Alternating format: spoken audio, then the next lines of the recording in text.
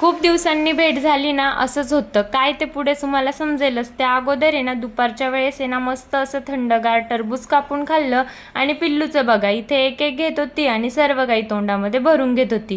त्यानंतर मी उडदाचे पापड लाटलेले होते, घरीच बनवले. मग या ठिकाणी सगळे असे वाळू घातलेले होते. तुमच्यासोबतही मी शेअर करेल की मी उडदाचे पापड कसे बनवले.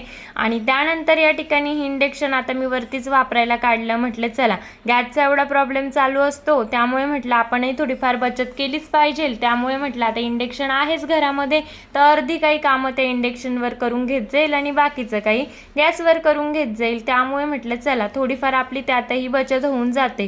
मग या ठिकाणी संध्याकाळच्या स्वयंपाकाची तयारी चालू होती. बाकीचं थोडं इग्नोर करा, माझी भरपूर अशी कामं बाकी होती, कारण पापड केले त्यामुळे सगळा पसारा तसाच पडलेला होता घरात. आणि त्यानंतर अगोदर मस्त भाजी टाकून घेतली. म्हटलं एका साईडला भाजी होईल आणि एका साईडला तोपर्यंत पोळ्या करून घेईल.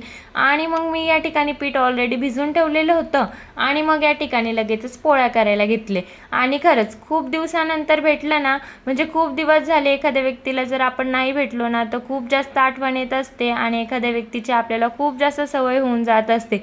या बाबतीत आहे ना, तसंच काहीतरी माझ्या पिल्लूचं झालेलं होतं.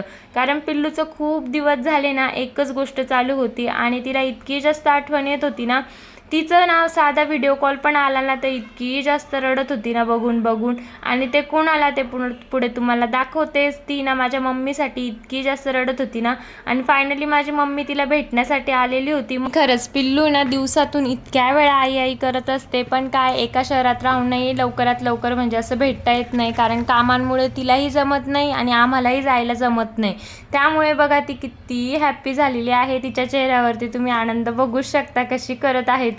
तिला ना आई म्हणजे तिने सोडलंच नाही, तिला सारखी तिच्या जवळच बसून राहिली. तिचं म्हणणं तुम्हाला खाली पण सोडू नको. आणि खरंच पुढचं तर मला माहित नाही, पण जातानाही ती खूप जास्त रडणार आहे. चला मग मला आता तिला सांभाळावं लागेल. आपण भेटूया नेक्स्ट ब्लॉगमध्ये.